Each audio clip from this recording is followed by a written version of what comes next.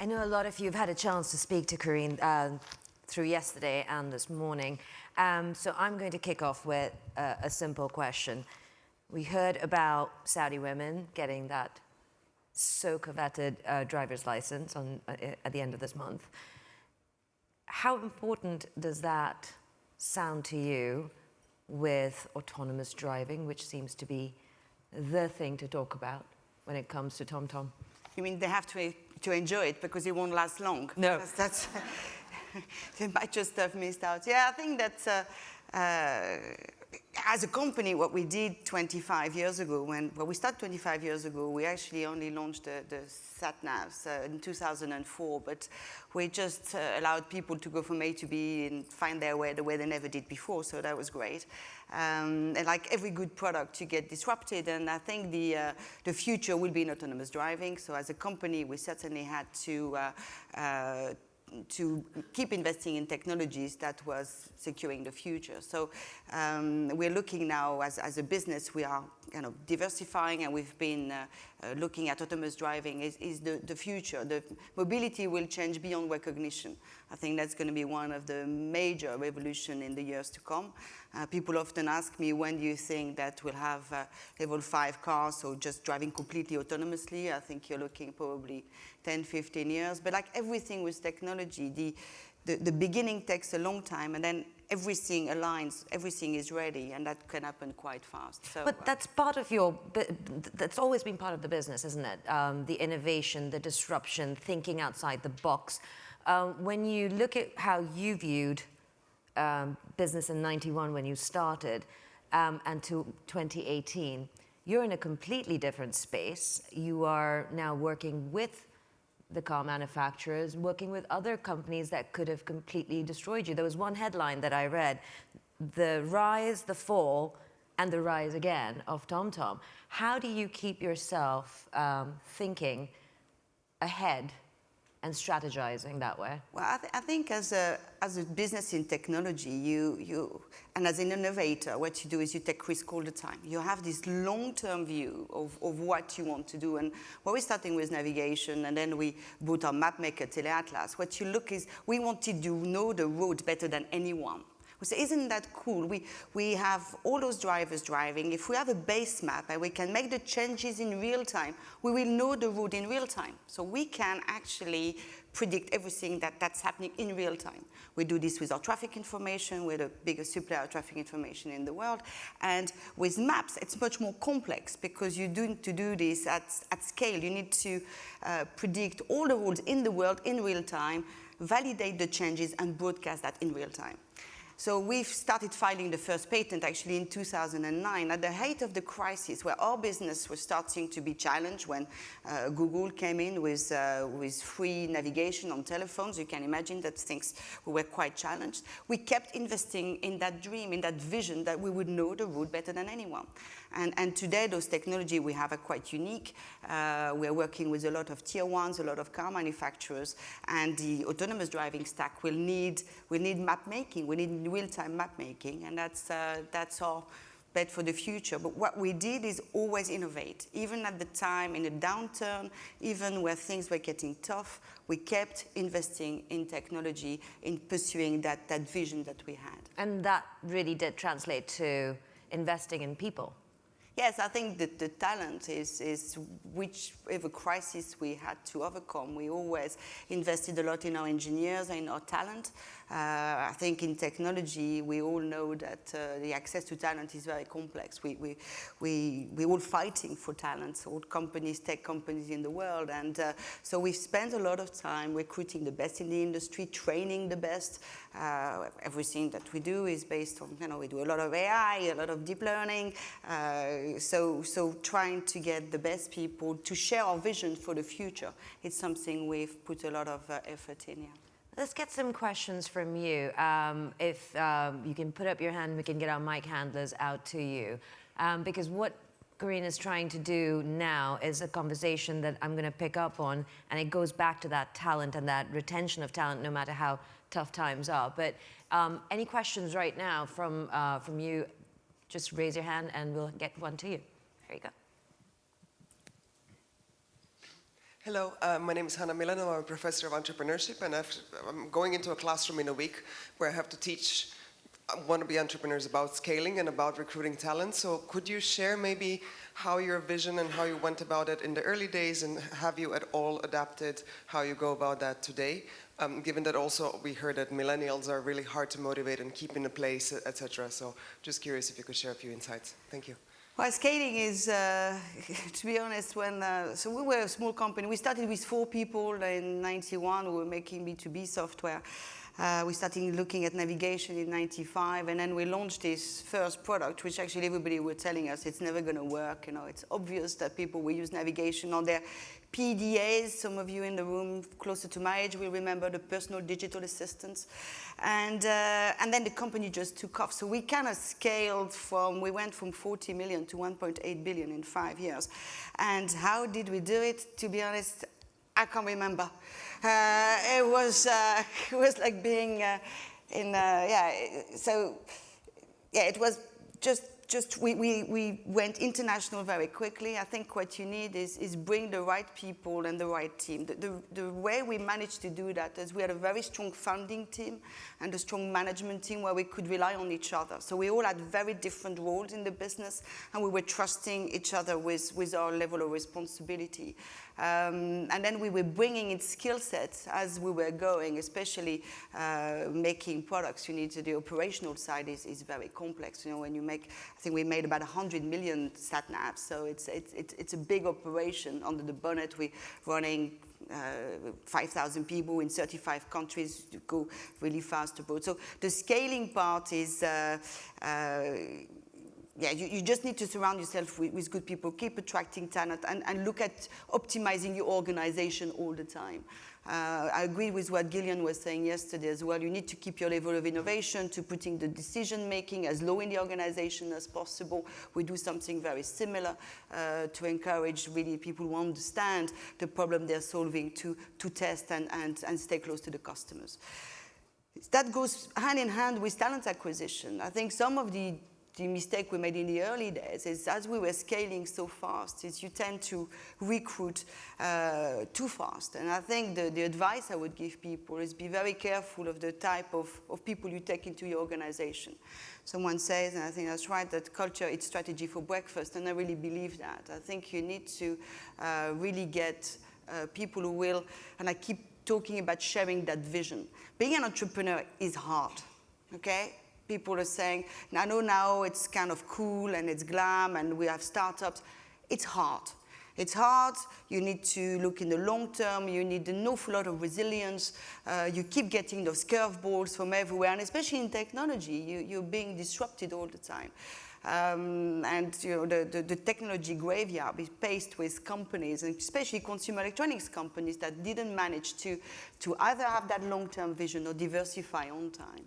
So I think that's the one thing we did, is keep that long-term view of what we were trying to achieve, embrace change, keep investing in technology, keep filing patents, keep working on really difficult problems, and then you attract your engineers, you attract your talent. Especially engineers, they want to work on problem of world-changing problems, if you want. And what motivates them is the fact that they participate in something that's, you know, solving some really cool, important, tough nuts. And so everything, it goes hand in hand. Is that the same reason why you decided to go out and create your own talent pool in one way, where we complain, especially in Europe, about not having enough digital skills, young people coming out of university and applying for jobs and not being prepared for the jobs they're applying for.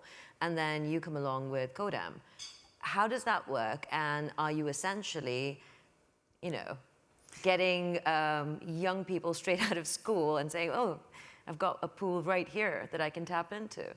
Yeah, I think that's, so outside work, my passion was always social mobility, so maximizing young people's talent is something that, so when we went public in 2005, I set up a foundation that was focusing on that. And as a tech entrepreneur, I could see that we had huge issues in getting good tech talent. And to be honest, if you look at the level of innovation and the way the world is going digital, we can only execute on that ambitious plan that tech companies have by having coders. We need coders, we need digital visionaries, we need people who understand that digital world.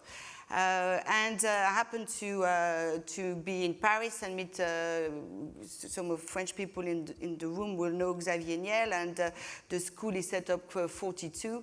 And I said, that's it, that's exactly what I'm looking for. That's a school that gives young people potential that may have dropped out of school, but gives them the talent and the skill set to go coding. And 42 today has got the best coding school in the world. And I said, I'm going to bring this to Amsterdam.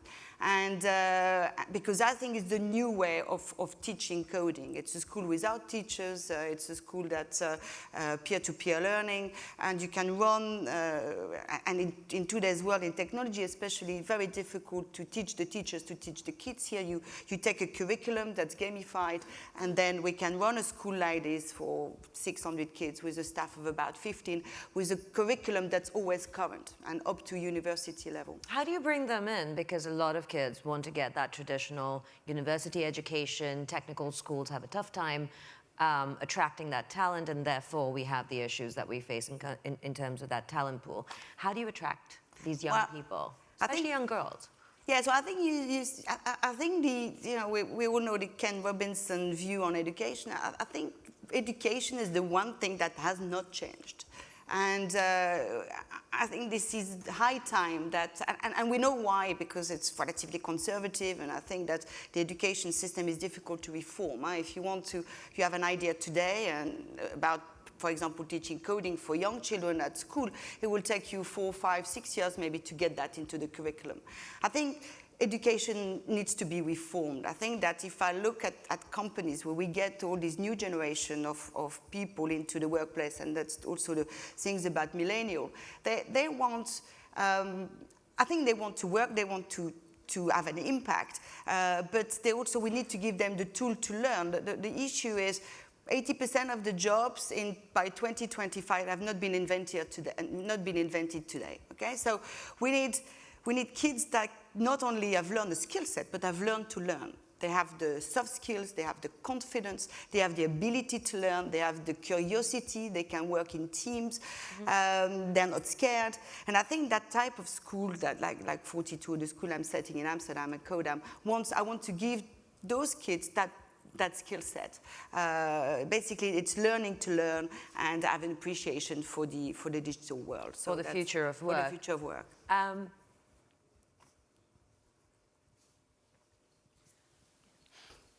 Thank you, and I'm Jana Hainsworth. I'm Secretary General of Eurochild. Just following on from that conversation, I wanted to ask you, how concerned are you about levels of inequality across Europe, and in terms of being able to access that talent? What we see, particularly in the children's sector, is that it's very much determined about the conditions and the socioeconomic environment that you're actually growing up in. And what are you doing in order to enable that access to opportunity for all? Yeah, I think that's to be honest, that was my motivation behind setting up that school. Because, so if you look at the macro level, we need talent, okay? So we've got demography a little bit against us in Europe. We're going to have to fish in a bigger pond. Women, there's going to be actually a chance for women, because we're going to have to educate women also with the digital skills of tomorrow, and hopefully we can change that perception that, coding or programming is for guys with hoodies and eating pizzas in corners. But it's allowing access to more deprived socioeconomic background. For example, so my first port of call actually for Codam was the refugees in Amsterdam. So we're looking at refugee work. We're looking at talking to the communities that come from the more deprived area of the cities in Rotterdam and in Amsterdam. And we really market the school and to those populations. The school is completely free. We will also, for those children who come from the most poor background, have bursaries to at least make sure they can live somewhere and eat. I want money to be absolutely no object to giving that environment. But that's not enough. Money is not the only thing. If you come from a different socioeconomic background, the biggest drawback is the imposter syndrome. So you go somewhere and you don't have the code. You end up in a group of people, they don't talk like you, they don't think like you. And I think we're also going to pay a lot of attention to making sure that that integration is done well and take away that imposter syndrome that actually the world of tomorrow, we should give that access to everyone. And it's a long process. It's something that I do quite a work in France as well to understand from little ones. So we look at 6-year-olds, make sure they don't fall behind in writing and reading and math. And then all along and supporting people from the banlieue in France, supporting them all the way to university. So actually we can get them into this type of working life, and then they can go back to their communities and act as example. But I think it is a very important point, and the motivation for me was really to try to get access to education and the jobs of tomorrow. I believe that children today who have the digital skills that are required will have much more possibilities and a much brighter future than if you don't. So that's a motivation. That's something I'm very, very focused on. If I can then come back to the question of TomTom innovation and this pool that you're going to tap into in the future for the future of work, what can we look forward to in terms of the things you're innovating? What is the next big headline that's going to come out and wow us with what you're doing? You have customer bases of people like Apple, Uber, Microsoft, all of them who seem to be having some sort of a resurgence, you can say. What's next for TomTom? Yeah, I think the technologies we've developed today are very unique. I think that the R&D investment to make autonomous driving a reality are massive. And I think that everybody will need to pull together with their particular expertise. Our expertise is we'll be able to put a car on the road within a 2-centimeter accuracy. And we can scale that, we can do that worldwide. And I think that's going to be that contribution or knowledge on autonomous, on traffic information and map making means that we always said that the car is our turf, and we will be TomTom in every car, and I think that's our goal, that technologies that we have will be an enabler to make autonomous driving a reality. And I'm really happy to see that 25 years on, actually, we have managed to adapt. We have managed to keep investing into that innovation, and we're looking into the future with the chunks of technology that we have, the big nut we are cracking with an amount of serenity. And autonomous driving will happen. It will have a massive impact on the world, and we will be there, and we will play our role into it. And it's nice to have done a little bit for the world the first time with driving. Apparently, we saved a lot of marriages with our first navigation. So always something we're proud of. And I think that Your marriage survived. My marriage survived, which is even more. Yeah. I mean, how many people can work with their partners? Yeah. So that's been an interesting ride as well. But and I think that if you can, if you keep looking at your dreams and keep focusing on your customers and the problem you're solving. I often say that to entrepreneurs. Keep focusing on the problem you're solving. What is it that you're trying to do? Give it your best, and you'll get there, and you make the world a little bit of a better place. Thank you so much for that, Corinne. That was inspiring, and I always wonder what you would potentially say to Elon Musk if you saw him tomorrow in 5 seconds, but I'm not going to ask you that and put you in that awkward spot. But thank you again so very much. Yeah. Thank you, Mike. Give her a round of applause. Thank you.